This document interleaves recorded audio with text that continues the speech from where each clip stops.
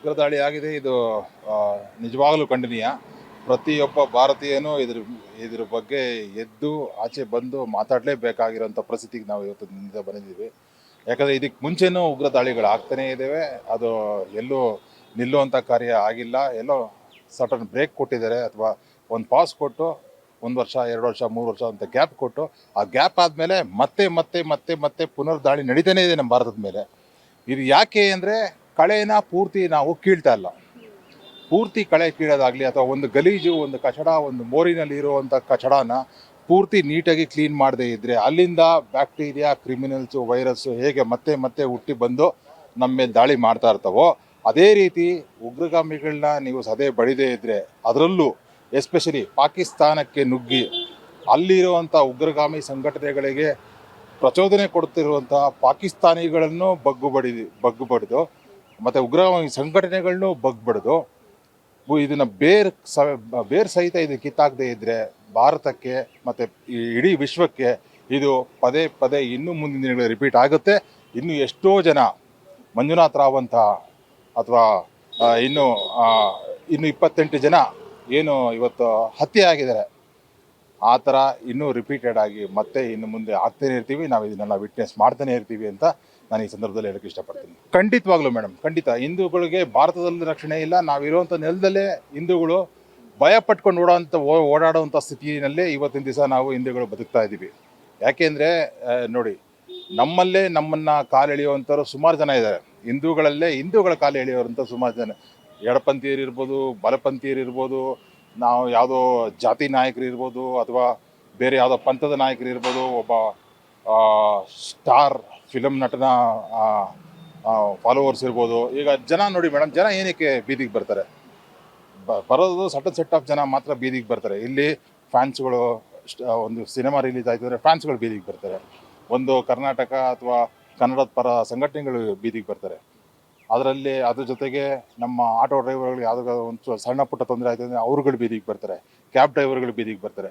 ಅಂದರೆ ಒಂದು ಗ್ರೂಪು, ಒಂದು ಸೆಕ್ಟರ್ ಜನ ಮಾತ್ರ ಬೀದಿಗೆ ಬಂದು ನಿಂತ್ಕೊಂಡು ಏನೇ ಕಷ್ಟ ಆದರೂ ಅದನ್ನು ಜನಗಳ ಮುಂದೆ ಹೇಳ್ಕೊತಾರೆ ಹೊರತು, ಪ್ರತಿಯೊಬ್ಬರು ವಾಯ್ಸ್ ರೈಸ್ ಮಾಡೋದು ಎಲ್ಲಿ ಅಂದರೆ ಒಂದು ಸೋಷಿಯಲ್ ಮೀಡಿಯಾ, ಒಂದು ಅವರು ವಾಟ್ಸಪ್ ತೆಗೆದು ಒಂದು ಸ್ಟೇಟಸ್ ಹಾಕಿದ ತಕ್ಷಣ ಮುಗಿದೋಯ್ತು ಅವ್ರ ಕಂಡೋಲೆನ್ಸ್. ಇವತ್ತು ನಾನು ಇವತ್ತು ಸಾಧನೆ ಮಾಡಿದೆ, ಇಂಡಿಯಾಗೋಸ್ಕರ ನಾನು ಕೊಡುಗೆ ಇವತ್ತು ನಾನು ಕೊಟ್ಟಿದ್ದೀನಿ. ನನ್ನ ಭಾರತಕ್ಕೆ ನನ್ನ ಕೊಡುಗೆ ಏನು ಅಂದರೆ ನನ್ನ ವಾಟ್ಸಪ್ ಸ್ಟೇಟಸ್. ದಯವಿಟ್ಟು ಚೆಕ್ ಮಾಡ್ಕೊಳ್ಳಿ ಎಲ್ಲರೂ. ನನಗಿದು ಆದಷ್ಟು ಫೇಸ್ಬುಕ್ಕಲ್ಲಿ ಮತ್ತು ಇನ್ಸ್ಟಾಗ್ರಾಮಲ್ಲಿ ಲೈಕ್ಸ್ ಕೊಡಿ. ಆ ಒಂದು ಪರಿಸ್ಥಿತಿಗೆ ನಮ್ಮ ಅಡ್ವರ್ಟೈಸ್ಮೆಂಟ್ ಮಾಡ್ಕೊಳೋಂಥ ಪರಿಸ್ಥಿತಿಗೆ ನಾವು ಬಂದಿದ್ದೀವಿ ಹೊರತು, ನಾವು ನಿಜವಾಗ್ಲೂ ಇಳಿದು ನಿಂತು ನಾವೆಲ್ಲ ಒಗ್ಗಟ್ಟಾಗಿದ್ದೀವಿ. ಹಿಂದೂಗಳಿಗೋಸ್ಕರ, ಹಿಂದುತ್ವಕ್ಕೋಸ್ಕರ, ಭಾರತಕ್ಕೋಸ್ಕರ ನಾವು ಒಗ್ಗಟ್ಟಾಗಿ ನಿಂತ್ಕೊಂಡು ಏನೇ ಕಷ್ಟ ಬಂದ್ರೂ ನಮ್ಮ ದೇಶ, ನಮ್ಮ ರಾಜಕೀಯ ಪಕ್ಷಗಳು, ಅಥವಾ ನಮ್ಮ ಗೌರ್ನಮೆಂಟ್, ಸ್ಟೇಟ್ ಆಗ್ಬೋದು, ಸೆಂಟ್ರಲ್ ಗೌರ್ಮೆಂಟ್ ಆಗ್ಬೋದು, ನಿಮ್ಮ ಜೊತೆ ನಾವಿದ್ದೀವಿ, ಜನಗಳ ಜೊತೆ ನಾವಿದ್ದೀವಿ. ಕಷ್ಟದಲ್ಲಿ ಸಿಕ್ಕಾಕೊಂಡಿರುವಂತಹ ಜನಗಳ ಜೊತೆ ನಾವು ಸಹ ಇದ್ದೀವಿ. ನಿಮ್ಗೇನೇ ಆದರೂ ನಾವು ರಕ್ಷಣೆಗೆ ಬರ್ತೀವಿ ಅನ್ನೋ ಒಂದು ಅಭಯ ನೀಡುವಂಥ ಸಂಘಟನೆ ಆಗಲಿ, ಅಥವಾ ಜನಗಳ ಶಕ್ತಿ ಆಗಲಿ ಒಂದು ಗೂಡ್ಲೇಬೇಕು ಇವತ್ತಿನ ದಿವಸ. ಯಾಕಂದರೆ ನಾವು ಇವತ್ತು ಅಂಥ ಪರಿಸ್ಥಿತಿಗೆ ಬಂದಿದ್ದೀವಿ. ಎಲ್ಲರೂ ಸೇರಿ, ಎಲ್ಲ ಸಂಘಟನೆಗಳು, ಎಲ್ಲ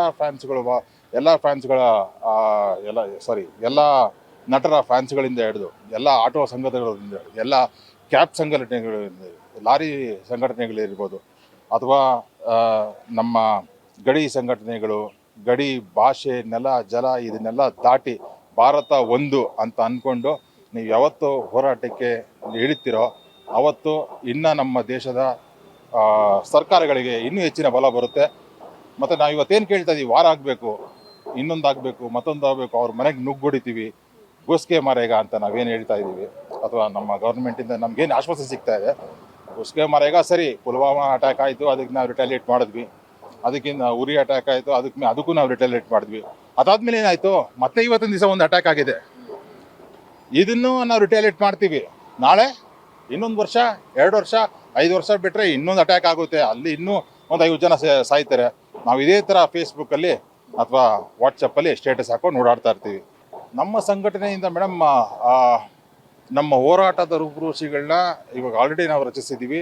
ಇಡೀ ರಾಜ್ಯಾದ್ಯಂತ, ನಮ್ಮದು ರಾಜ್ಯಕ್ಕೆ ಸೀಮಿತವಾಗಿರುವಂಥ ಸದ್ಯಕ್ಕೆ ಇಡೀ ರಾಷ್ಟ್ರದಲ್ಲೇ ಇರುವಂಥ ಸಂಘಟನೆ. ಆದ್ರೂ ನಾವು ರಾಜ್ಯದಲ್ಲಿ ಪ್ರವಾಸ ಕೈಗೊಂಡು ಯುವಕರನ್ನು ಒಗ್ಗೂಡಿಸಿ, ಎಲ್ಲ ಜಾತಿ ಪಂಥ ಭೇದ ಮರೆತು ನನ್ನ ಜೊತೆ ಕೈ ಜೋಡಿಸಿ ನಮ್ಮ ಈ ಹಿಂದುತ್ವದ ಹೋರಾಟಕ್ಕೆ ನಿಮ್ಮೆಲ್ಲರ ಬಲ ಬೇಕೇ ಬೇಕು.